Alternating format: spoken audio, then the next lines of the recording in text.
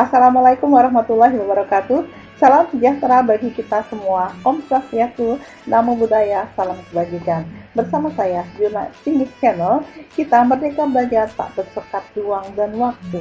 Untukmu, Indonesiaku. Jangan lupa like, subscribe, dan bunyikan lonceng. Kita jumpa di akuntansi menengah pertemuan 11 part yang kedua untuk utang jangka pendek. Ini adalah referensi yang saya gunakan. Hutang jangka pendek menurut SAK adalah pengorbanan manfaat ekonomi di masa yang akan datang yang mungkin terjadi akibat kewajiban satu badan usaha pada masa kini untuk mentransfer aktiva atau jasa pada badan usaha lain di masa yang akan datang sebagai akibat dari transaksi atau kejadian di masa yang lalu. Untuk definisi utang lancar, sebenarnya kewajiban yang diharapkan akan dilunasi atau kewajiban yang dilunasi kurang dari 1 tahun. Untuk jenis hutang lancar, ada yang sudah pasti jumlahnya, ada yang belum pasti.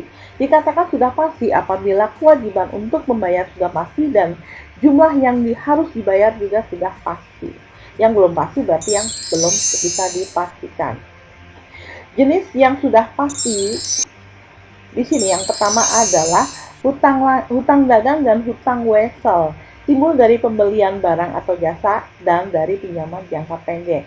Ada hutang jangka pendek yang jatuh tempo dalam periode tersebut, jadi pelunasannya kurang dari 1 tahun.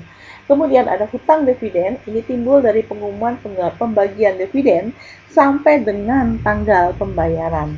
Kemudian uang muka dan jaminan yang dapat diminta kembali DP tapi bisa ditarik gitu ya. Ini termasuk dalam hutang jangka pendek. Kemudian dana yang dikumpulkan untuk pihak lain, pihak ketiga, misalnya adalah PPh. Yang selanjutnya adalah utang biaya, yaitu utang yang timbul dari pengakuan akuntansi terhadap biaya yang sudah terjadi tapi belum dibayar. Misalnya ada hutang gaji, hutang biaya sewa, dan lain-lain. Hutang bonus, di sini ada 3 cara ya. Untuk hutang bonus ini yang pertama dihitung dari laba sebelum dikurangi bonus dan PPh. Kemudian bonus dihitung dari laba sudah dikurangi PPh dan sebelum dikurangi bonus. Kemudian bonus dihitung dari laba sesudah dikurangi PPh dan bonus. Kita lihat selanjutnya. Contohnya, setiap pembayaran gaji dipotong 15% dan akan disetor ke kas negara. Jika gaji pegawai bulan November 2020 ada 1,2 juta, buatlah jurnalnya. Pada saat pembayaran gaji, kita keluarkan uang kas 1.020.000 rupiah.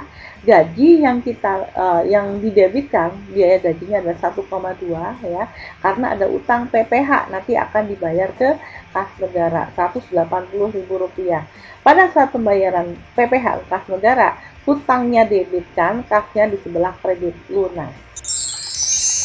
Selanjutnya, contoh lagi, PT Risa membeli bonus untuk kepala bagian penjualan sebesar 10% dari laba tahun 2020. Di sini labanya ada 1 juta dan PPh-nya ada 15%.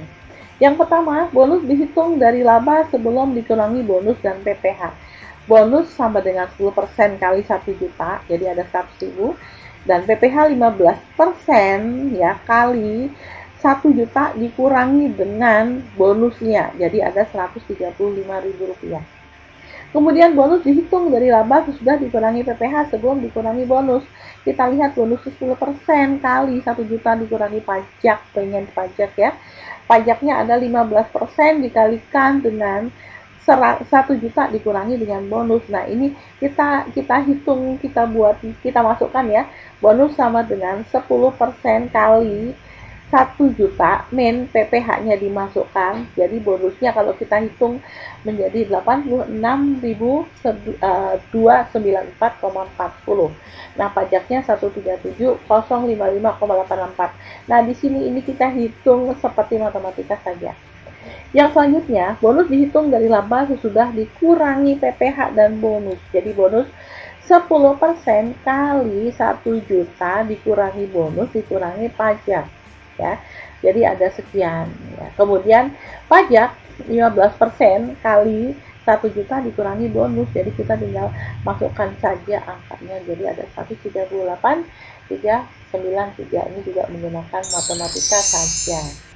Untuk jenis utang lancar yang jumlahnya belum pasti, yang pertama adalah taksiran utang PPh. Ini belum pasti, biasanya diperoleh dengan cara mengalihkan tarif pajak yang berlaku dengan jumlah laba, ya PPh pada utang PPh. Taksiran utang hadiah beredar.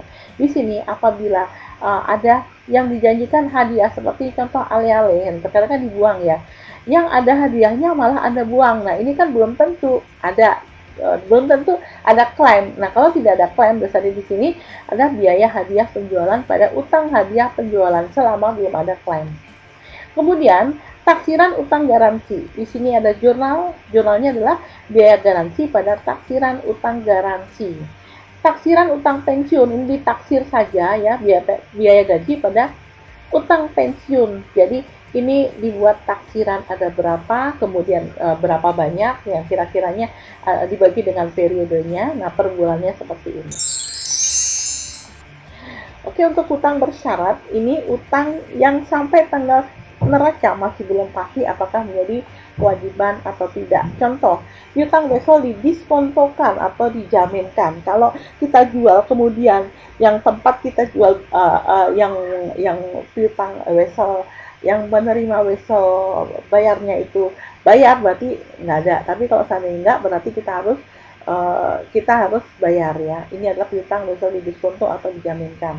Sengketa hukum ini kan juga belum pasti dan jaminan terhadap utang anak perusahaan. Oke, sampai di sini untuk yang part yang kedua. Wassalamualaikum warahmatullahi wabarakatuh. Salam sejahtera untuk kita semua. Om Swastiastu, Namo Buddhaya, salam kebajikan.